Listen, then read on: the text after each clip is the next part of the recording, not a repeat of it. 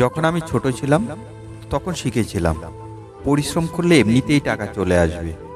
যখন আস্তে আস্তে বড় হয়েছি তখন দেখেছি সবচেয়ে কঠোর পরিশ্রম করা লোক সব সময় টাকা পয়সার অভাবেই থাকে। কিন্তু কিছু লোক যারা বেশি পরিশ্রম করে না তারা শুধুই ধনী হচ্ছে। এটা কি ভাগ্যের দোষ? হতেও পারে।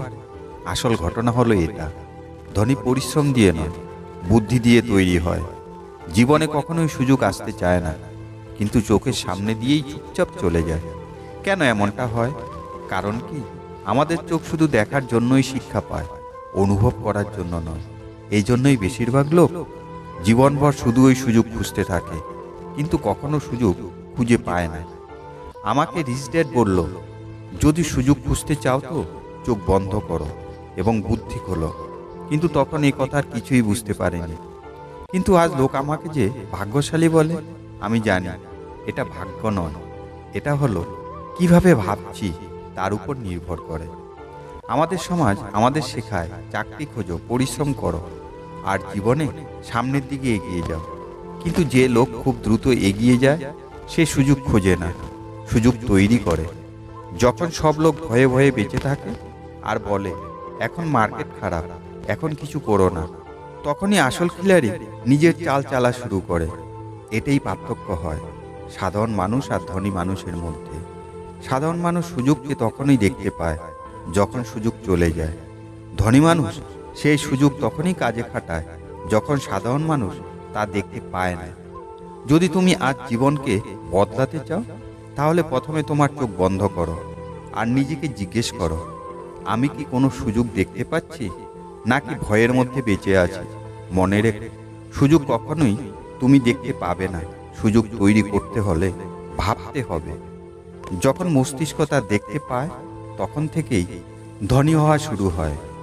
তুমি যদি ভাবো বুঝে শুনে চললে, অনেক বই পড়লে, অনেক বড় বড় ডিগ্রি অর্জন করলেই ধনী হয়ে যাবে, সত্যি কথা বলবো, না, কখনো ধনী হতে পারবে না। আমি এমন অনেক লোক দেখেছি পড়াশোনায় খুব ভালো, ক্লাসে টপার ছিল এবং প্রত্যেক প্রশ্নের উত্তর তার জানা ছিল, কিন্তু আজ চাকরি, ইএমআই এসবের চক্রে আটকে আছে যে যা কখনোই শেষ হয় না।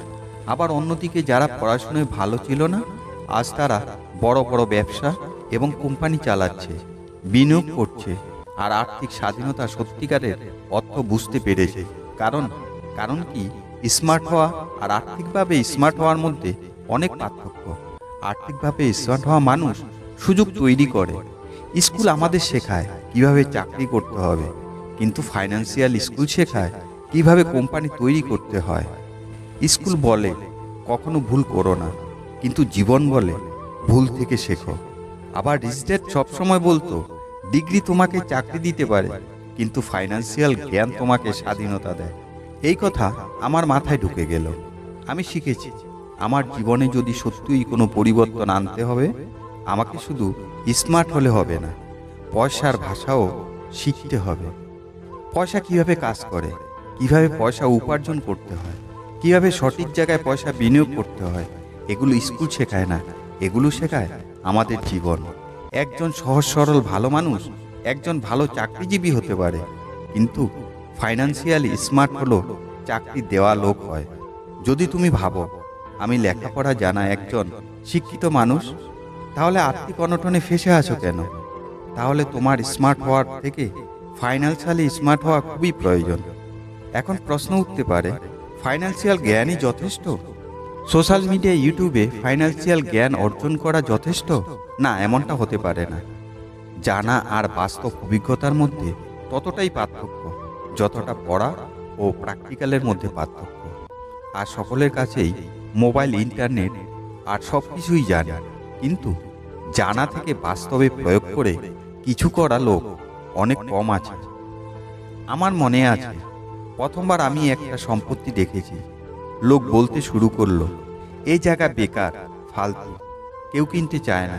কিন্তু আমি সেখানে অন্য কিছু দেখেছি।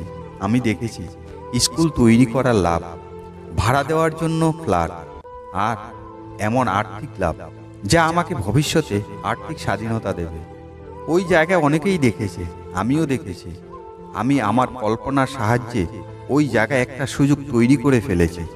এটাই পার্থক্য। সবাই সব কিছুই জানে, কিন্তু ধন চিন্তা ভাবনা থেকেই তৈরি হয়। তাই আজ থেকেই জানা জ্ঞান একত্র করে চিন্তা ভাবনা করো, জীবনে প্রয়োগ করো, তবেই পরিবর্তন আসবে। সব সময় মনে রাখবে, আজ যা কিছু তোমার আশেপাশে আছে, চেয়ার, টেবিল, ঘর, বাড়ি, মোবাইল, ফোন, এসবই কারো না কারো কল্পনা থেকেই শুরু হয়েছে। এগুলো সবই তাদের মস্তিষ্ক দিয়ে দেখেছে, তারপর তার বাস্তব রূপ দিয়েছে। বিল গেটস মাইক্রোসফট কোড করার আগেই ভেবেছিলেন, এলন মাস্ক রকেট তৈরি করার পূর্বেই মনের ভিতর উড়িয়েছিলেন। ঠিক এদের মতেই তুমি যদি জীবন বদলাতে চাও, শুধু জ্ঞান জানাতেই হবে না, তুমি তোমার কল্পনাকে জীবিত করতে হবে।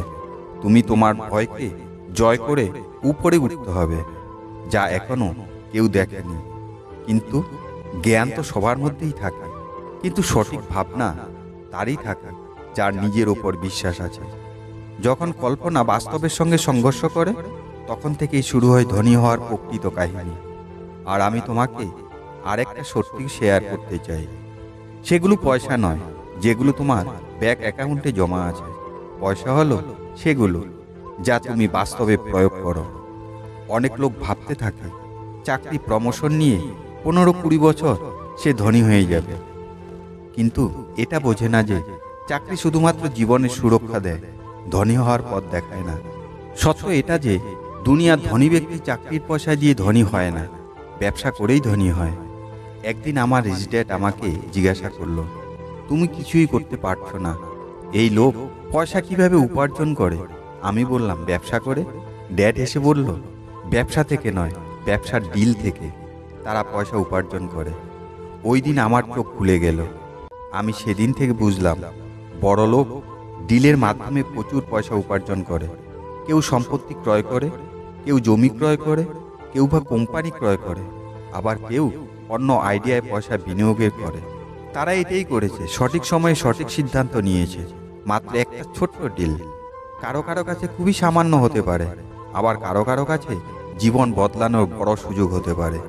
পয়সা তখনই আসে যখন তিনটি জিনিস পাওয়া যায়, জ্ঞান, কল্পনা আর সাহস। এই তিনটি একসঙ্গে মিলে একটা ডিল তৈরি করে। এই জন্যই আমি কখনো চাকরির উপর ভরসায় বসে থাকিনি। আমি ভেবেছি, যদি আমার ধনী হতে হয় তবে আমার ডিলস বানাতে হবে। আমি দেখতে শুরু করেছি কোথায় সম্পত্তি সস্তা আছে, কোথা ব্যবসায় সংঘর্ষ চলছে, কোথাও কোনো আইডিয়া আছে যে উঠতে প্রস্তুত। কারণ কি, একটা সঠিক ডিল তোমার জীবন বদলে দিতে পারে। এখন তুমি নিজেকে জিজ্ঞেস করো, আমি কি শুধু চাকরি করব, এমন মানুষ হব, নাকি সেই মানুষ হব যে ডিলসের পেছনে দৌড়ায়? কারণ কি, আসল ধনী হওয়া তখনই শুরু হয় যখন তুমি বুঝতে পারো পয়সা চাকরি থেকে নয়, ডিলস থেকে হয়। আমি জীবনে শিখেছি, অর্জিত জ্ঞানের মধ্যে ধনী হওয়ার কোনো শক্তি নেই, জ্ঞানের সঠিক প্রয়োগই আসল শক্তি। তাহলে ওঠো, ভাবো, চিন্তা করো, আর তোমার কল্পনাকে বাস্তবে রূপ দাও।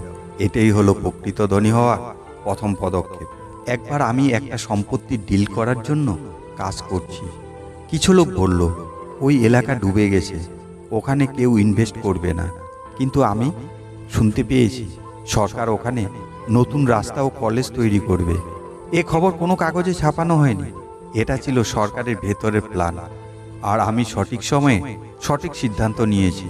কিন্তু ওই খবরে আমার জীবনে ক্যাশ ফ্লোর একটা ডিল তৈরি হয়ে গেল।